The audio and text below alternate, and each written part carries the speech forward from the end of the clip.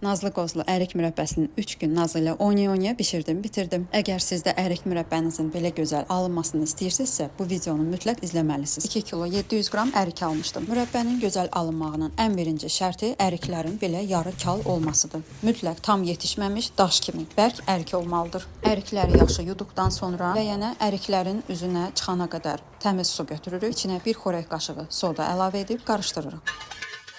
Mikserin başlığı ilə tumunu çıxardıram. Sonra qabığını nazik soydum.